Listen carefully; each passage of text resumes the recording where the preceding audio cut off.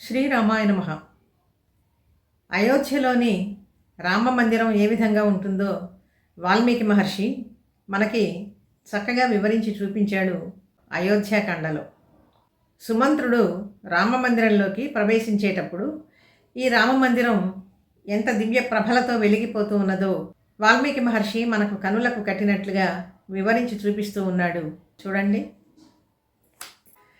తతో దదర్శరుచిరం కైలాస శిఖర ప్రభం రామవేష్మ సుమంత్రస్తు శక్రవేష్మ సమప్రభం. కైలాస శిఖర ప్రఖ్యం, కైలాస శిఖరంలాగా మెరిసిపోతూ ఉన్నదట రామ మందిరం. అటువంటి రామ మందిరంలోకి సుమంత్రుడు ప్రవేశిస్తూ ఉన్నాడు.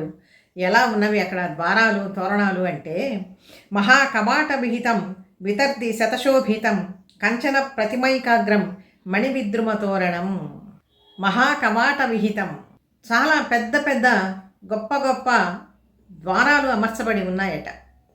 ఆ ద్వారాలకి కూడా ఇంకా బహిప్రదేశంలో వితర్ది శతశోభితం, అనేక దివ్యమైనటువంటి మణిమయ భూషితమైనటువంటి వేదికలు అక్కడ కనపడుతూ ఉన్నాయి. శతశోభితం, అసంఖ్యాకంగా కనపడుతూ ఉన్నాయి.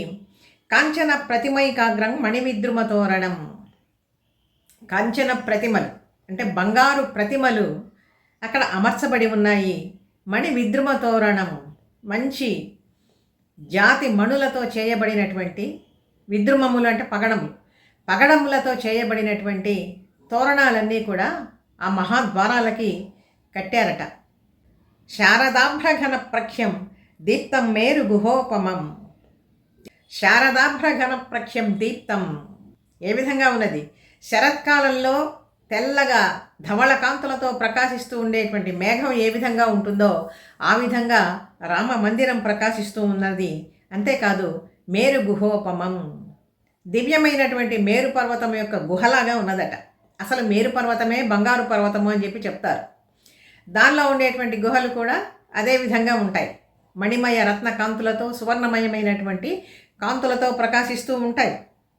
ఇంకా మణిభిర్ వరమాల్యానాం సుమహద్భిరలంకృతం, దివ్యమైనటువంటి మణులతో అలంకరించబడి ఉన్నాయి అక్కడ ఉండేటువంటి గోడలు. ఇవన్నీ కూడా ముక్తామణిభిరాకీరణం చందనాగరు ధూపితం.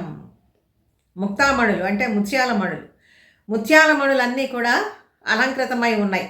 అక్కడ ఎక్కడ చూసినా కూడా దివ్యమైనటువంటి రత్నశోభలు, మణిప్రభలు, ముక్తామణుల కాంతులు, ఇవన్నీ కూడా వీటన్నిటితో దేదీప్యమానంగా ప్రకాశిస్తూ ఉన్నది. చందనాగరు ధూపితం, మంచి సుగంధభరితమైనటువంటి శ్రీగంధపు సువాసన పరిమళములు వెదజల్లబడుతూ ఉన్నదట ఆ భవనం అంతా కూడా. ఏ విధంగా అంటే అక్కడ కూడా ఒక పోలిక చెప్తున్నారు. గంధాన్ మనోజ్ఞాన్ విసృజత్ దార్దరం శిఖరం యథా. ఆ మలయ పర్వత సమీపంలో ఉండేటువంటి దర్దర పర్వతము, దర్దర శిఖరం ఏ విధంగా మంచి సువాసన భరితంగా ఉంటుందో ఆ విధంగా రామభవనం మొత్తము కూడా చందన భరితమైనటువంటి సుగంధపు పరిమళాలు వెదజల్లుతూ ఉన్నది. సారసైశ్చ మయూరైశ్చ నినదద్భిర్విరాజితం. ఇంకా అక్కడ ప్రాకారాలు ఉంటాయి. ఆ ప్రాకారాలలో, రామమందిర పరిసర ప్రాంతాలలో సారసైశ్చ మయూరైశ్చ, సారస పక్షులు, తెల్లని పక్షులు, వీటిని బెగ్గురు పక్షులు అని చెప్పి అంటారు తెలుగులో. ఇటువంటి పక్షులతోనూ, మయూరైశ్చ పురివిప్పి ఆడుతూ ఉండేటువంటి నెమళ్లతోనూ ఆ ప్రాంతం అంతా కూడా ఎంతో సుశోభితంగా ఉన్నది. వాటి క్రేంకార ధ్వనులతో ఆ ప్రాంతం అంతా కూడా చాలా చాలా సువిభూషితంగా ఉన్నది. సుకృతే ఈహా మృగా కిరణం సుకిరణం భక్తిపిస్తథా. ఇంకా సహజంగా ఉండేటువంటి పక్షులే కాకుండా లేళ్ళు చెక్కబడి ఉన్నాయట. ఏ విధంగా బంగారపు లేళ్ళన్నీ కూడా చాలా అందంగా ఆ ప్రాంతం అంతా కూడా చెక్కబడి ఉన్నాయి. మనసశ్చక్షుశ్చ భూతానాం ఆదత తిగ్మ తేజస చంద్రభాస్కర సంకాశం కుబేర భవనోపమం. చంద్రభాస్కర సంకాశం చూసే వాళ్ళకి, వాళ్ళ కళ్ళకి ఎంతో కళ్యాణకరంగా ఉన్నది, ప్రీతికరంగా ఉన్నది. ఎంతసేపు చూసినా కూడా తనివి తీరకుండా ఉన్నది శ్రీరామచంద్రుడి యొక్క భవనం. చంద్రభాస్కర సంకాశం, సూర్యచంద్రులతో సమానమైనటువంటి కాంతితో ప్రకాశిస్తూ ఉన్నది. సూర్యచంద్రులు సామాన్యంగా ఇద్దరూ ఒకసారి ఉండరు, కానీ ఇక్కడ రామభవనం మాత్రం సూర్యచంద్రులు ఇద్దరూ కూడా ఒకేసారి వచ్చారా అన్నట్లుగా ప్రకాశిస్తూ ఉన్నదట రామచంద్రుడి యొక్క భవనం. అంత దివ్యమైనటువంటి కాంతులతో ప్రకాశిస్తూ ఉన్నది.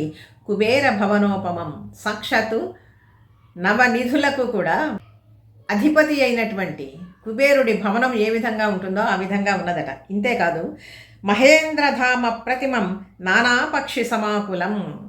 కుబేరుడి భవనం కూడా ఆగదు, తర్వాత చెప్పుకుంటూ వస్తున్నారు. మహేంద్రుడి భవనంలాగా ఉన్నదట.